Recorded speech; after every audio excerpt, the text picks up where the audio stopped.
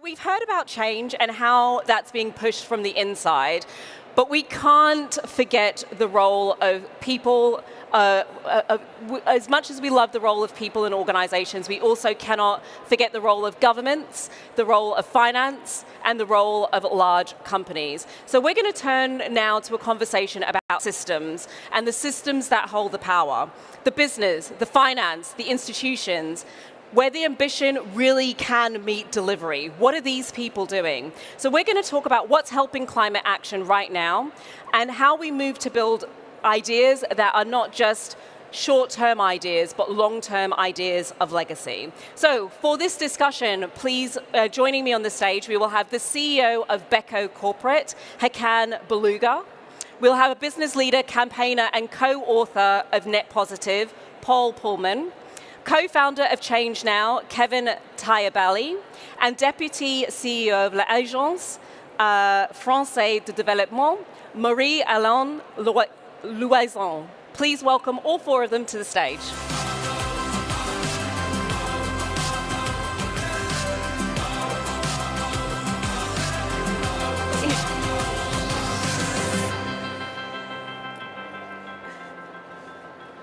Hi. Hello. Left hand, sorry. It's okay. How are you? Hi, how are you? Hello. Good to see you again. How are you doing? Wonderful. Welcome to the stage. Now, aren't we in for a bit of a conversation here? I'm going to start by pretty much jumping straight into it. We're leading through a time of turbulence. There's probably no point pretending that the world is we've had some big changes of late, and we're living through a moment in economic strain, political backsliding, climate urgency. And in this landscape, what helps our leaders, the main leaders, to actually stay the course rather than jump off it? Paul, I'm actually going to start with you on this one. So I'll give you a very simple answer. I call it the ABCs of leadership right now. The A stands for being adaptive. Understand what is happening in this world, what is changing, why so many governments got voted out of office, what the other 50% is really concerned about. Adaptive leader. Understand what world you live in. Some are a little bit aloof on both sides of the equation. The B stands for bridging. When you get half the population voting for someone else, don't condemn them. Try to understand what makes them tick. What you find is that many of the values are actually the same. They all want their children to do better. They want a better future. They want air they can breathe. Find these common grounds and work with people. I spent a week in Washington to try to understand the other side. It's not easy, but there are many things we can work together. And the C is, in fact, the collaboration. We need to move away from this mindset of competitive leadership to collaborative leadership. Within all of that, don't lose your values, your purpose, keep focused on the long term, build your own resilience, and obviously walk the talk. Nothing better than showing that there is enough technology out there, business models and other things, to show that this makes sense. The direction we go is undeniable. The question is, how fast do we go? ABCs of leadership. ABC. Hakan, I'm going to have to jump to you. I mean, you're CEO of Beko. How are you guys sticking it out in times where it gets difficult? What are you thinking? What makes your leadership different? Yeah. Well, I mean, consistency, I guess. If you start reading the news and changing and shifting your strategy, you won't go very far. Unfortunately, the direction we're going as a world is very clear. Diana shared the data. We all look at labels, dates, but actually we're falling far behind in terms of action. What that means is the consequences are very real and felt by consumers everywhere. So they are increasingly likely to choose companies who are doing the right thing over the long term. I really believe sustainability is, just so people understand what we do, we manufacture appliances, and we've been focused on sustainability for many, many years now. We've led the Dow Jones Sustainability Index for 6 years.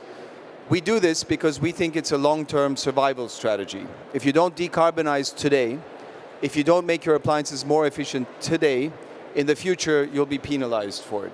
And Just to tell you why that's significant, appliances consume roughly a third of the power a home consumes and is responsible for 15% of emissions. As Paul said, technology exists today to cut that by 50% roughly. And it's mostly regulation dependent. But if you wait for regulations, you'll fall behind.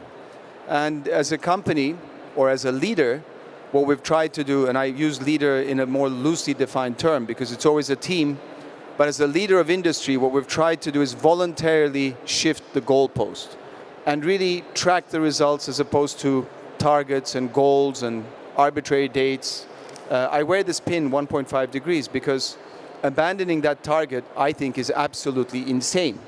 Going, say, okay, well, let's change it to 2, then let's change it to 2.5. The Paris Agreement was there for a reason. It set out the goal for a reason. And we're approaching a point of no return. So this is actually when leadership really counts. And I think people really are looking up to that kind of leadership, which is sustainable, long-term, consistent, and honest. Sustainable, long-term, consistent, and honest. And I love what you said about it's leading differently. It's not the same sort of leadership that we've seen before. Kevin, at Change Now, you've been convening a number of leaders for years. And what have you seen in terms of the way that leaders need to lead nowadays? Well, I think,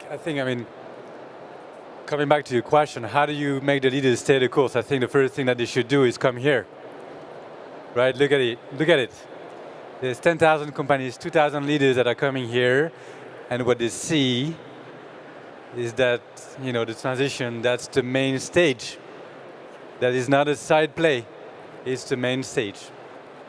And that's the reason why we're doing what we're doing. Don't listen to what you hear in the media. Come here and you see all the people, all the amazing leaders like Hakan, like Marielle, like Paul, that are, walking the walk. And I think that's the best way to stay the course for them, is actually to see that they're not alone in this fight. Because, you've no idea how many CEOs have told me in the past, Kevin, what can I do? I'm against the system. There's backlash. There is the regulatory backlash. There is economic turbulence, rising tensions. It's tough. But then, what you need is to give them agency, to make their voices heard. You need to create a support system for them, to find all the partners that will help them, achieve their vision. And that's what we're trying to do with Change Now, to make them more powerful. But the truth is, I was at Davos in January, and the truth is those leaders, they are still a very small minority of people. And there's a big minority, there's a big silent majority that we need to make to help shifting. And to do that, you don't have that many levers. The main one is regulation, but as we know, regulation right now is not helping too much. Then when you look at behavioral science, the two main levers are A, peer pressure.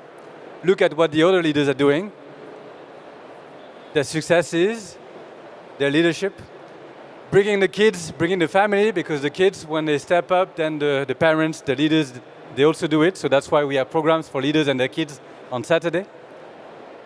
And then, financial incentives as well, like remuneration. And that's why we have a program for board members tomorrow. We're bringing 400 board members tomorrow morning, and we're putting them in a room. I'm losing my sheet. We're putting 400 board members tomorrow from 20 countries in a room, and we're going to make them work. So we need and I think that's how you make them understand that they need to stay the course. Hakan said it. It's about consistency. You can't keep shifting your mindset because you're going to lose your talents. You're going to lose credibility with your customers. Like there's this company that just like a few months ago, I'm not going to name it, in consulting, that they decided to stop their gender policy, where they've lost a lot of clients. That's how it works. We can't just make the decision and then when the wind changes with it. Actually, we need to have spaces where we remain consistent. You mentioned a lot about systems, and we talk a lot about climate goals in particular. And real progress comes when it's part of how we work, not just a general goal that we've put out there. What helps climate action become part of the system, not just a statement? Marie, can you maybe jump in on that one? What do we need to do about this system so we're not just making statements, but it's actually something that's now embedded? Yes, thank you for this question. And I think the most important thing that we have to remember is that, in fact, climate action is not a separate, isolated goal. And in fact, what we would like to, what we always remind is everything is in fact interconnected, and that was really the idea of, of the SDGs, to say that everything is interconnected. So today, when some people or governments say, okay, well, the main thing we need to focus is growth and job creation, and not so much climate change. But no, these things are totally linked, and we see that in countries where climate change is going to happen, this will do a lot of damage in terms of growth and job creation.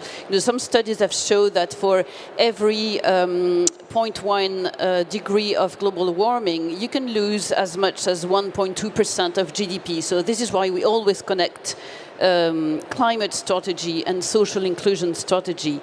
Now, this will require, as you said, systemic change and big transformation. And the key thing is, how do we make this transformation possible? And I think here there are two key notions that are important. The first one is desire. And I think one of our failures is to make this future not only accepted but also desired, and maybe what we need to do is to promote a new model and to explain why this is the future we want. And sometimes, the debate focuses more on, when we need more taxes and less of this and less of that, but we need to be positive about this. The second notion is fairness. And I think, we had this example of France of the Yellow Vest, which happened because the changes that were proposed were perceived as not being fair.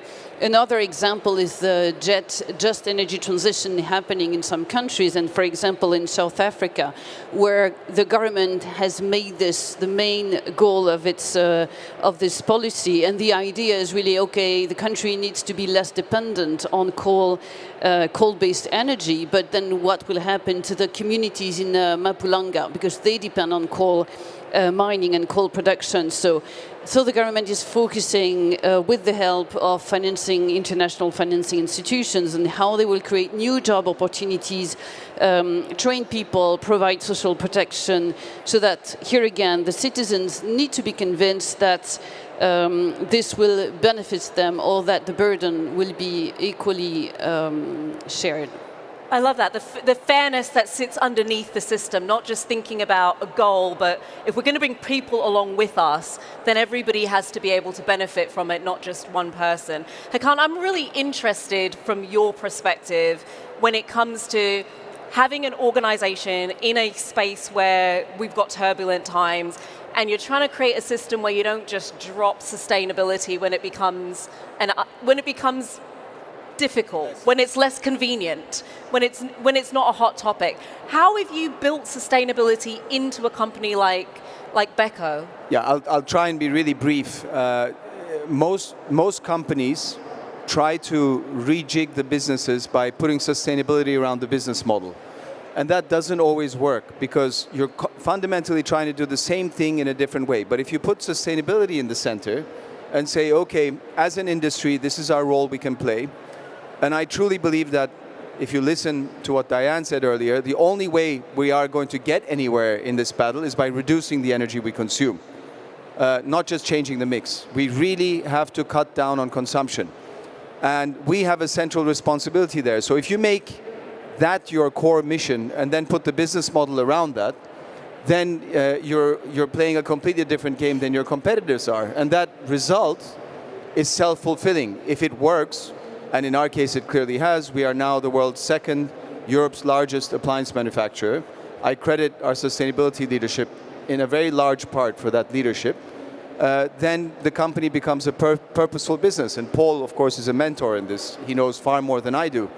But once people believe that what you are trying to do is real, and you are not just reporting something because regulators require you to do so, or the financial markets force you to do an ESG score. Nobody cares about the planet does not care about your ESG score.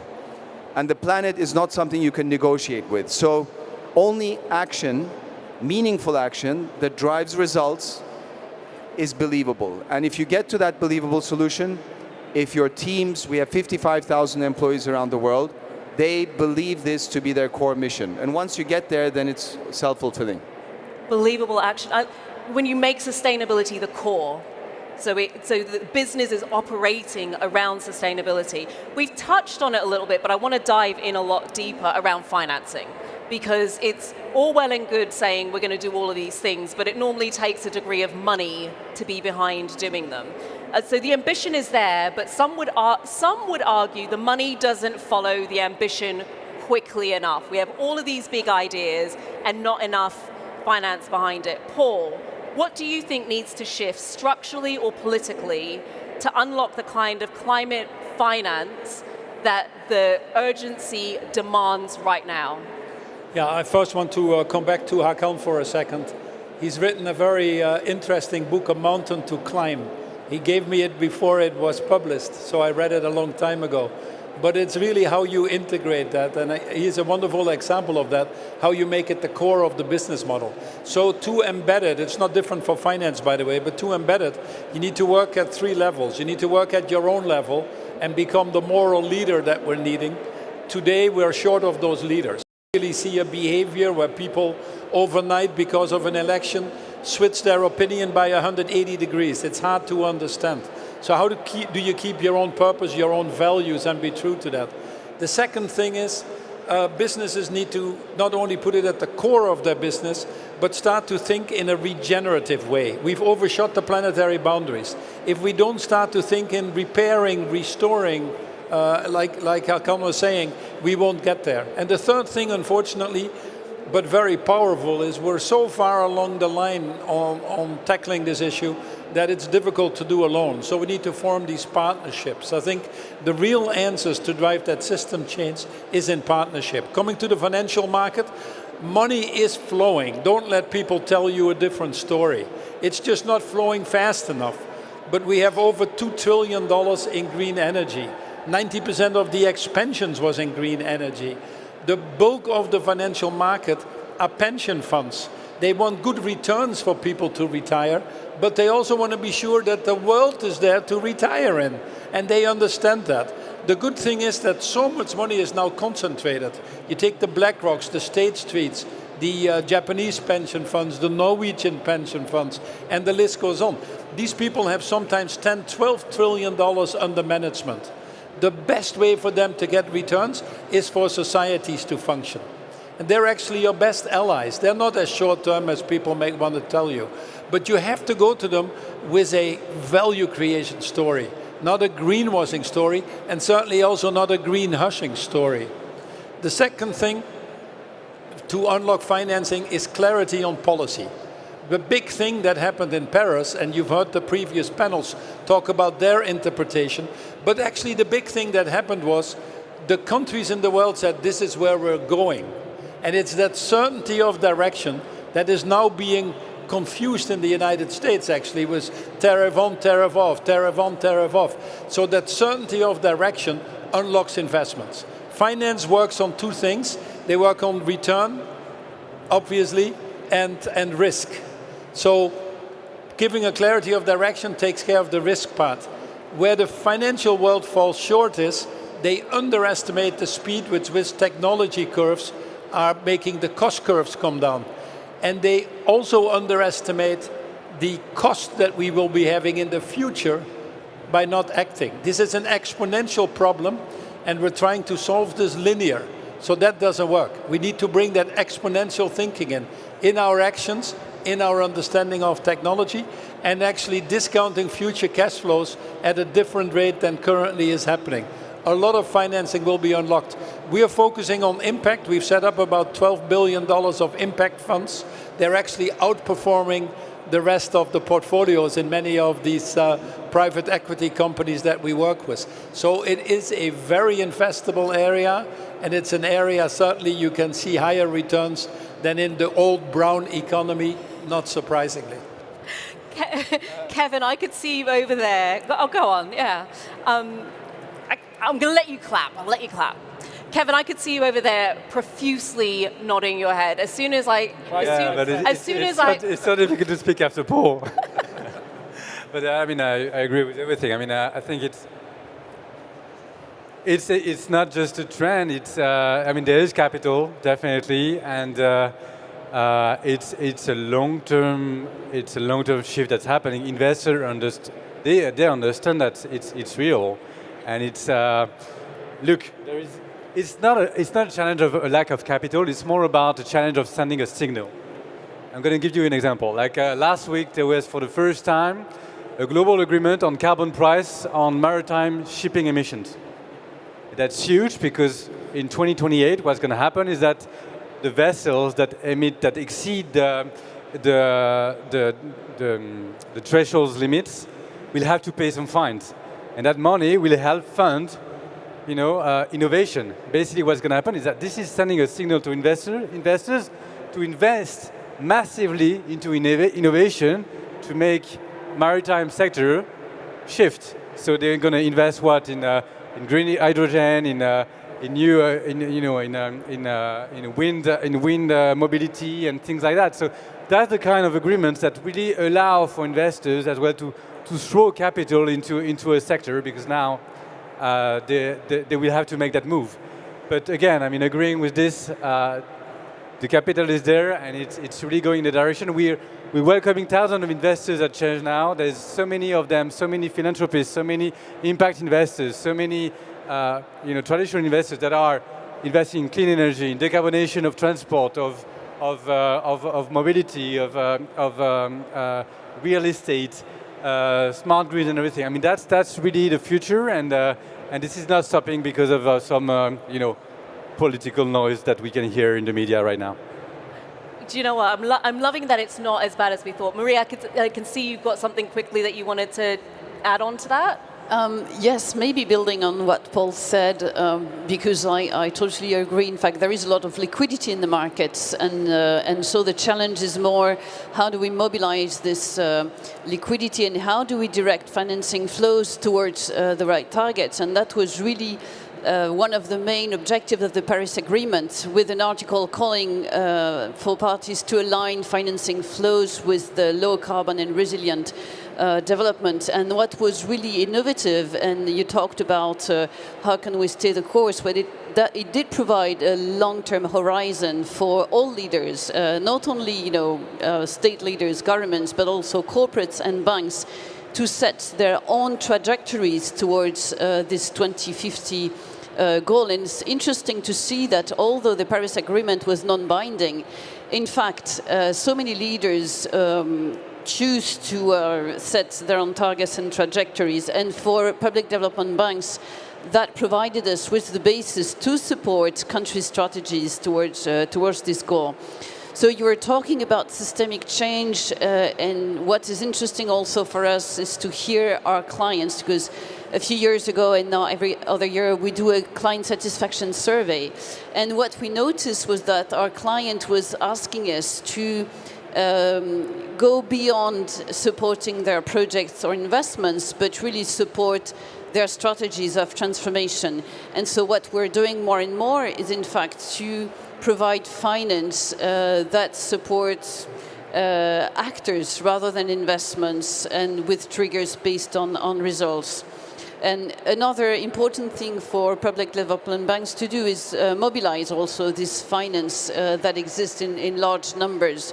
And so this is done through innovative financing instruments, but also through working on policies and environments, because you said, okay, what drives private investments is returns, and it's also certainty and risk. And I think what we can do is also make sure that business environments and regulations is right. An important thing that did happen in Europe over the last few years, someone mentioned, well, regulation can do everything, of course, but one very important thing that happened in Europe over the last few years is regulation requiring financial institutions to assess climate risk, meaning that climate change is becoming a systemic risk for regulatory institutions. So now every financial institution in Europe has to measure physical and transition risk, and I think that's a big systemic change.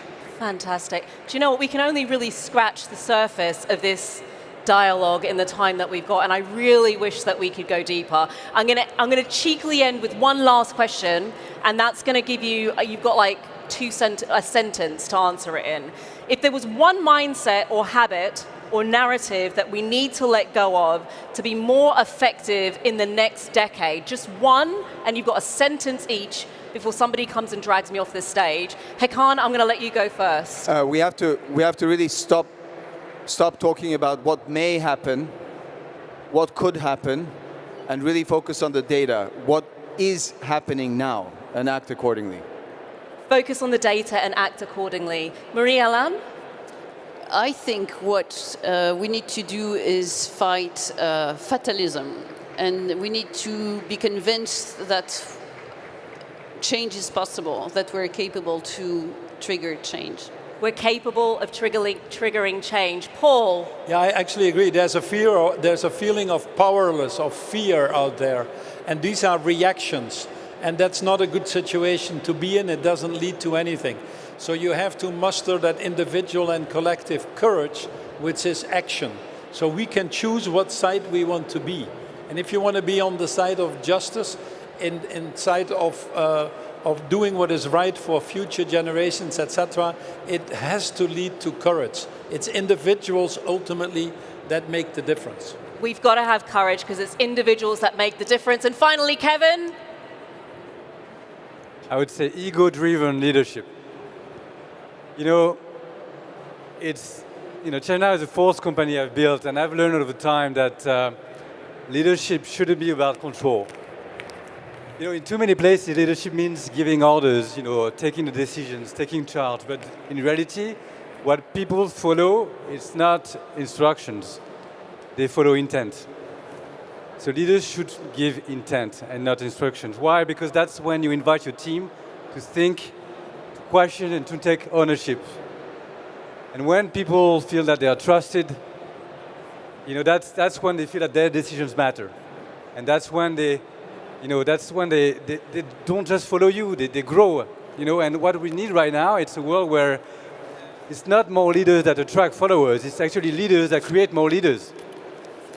And I really think that right now, what we need, it's not about taking more space, it's about transmitting. So that's what I would say about what we need right now. It's the intent behind the leaders. Thank you all so much for your time. And my name is Lavalda Vincenzi. Thank you so much. I'll see you in the next session. Take care.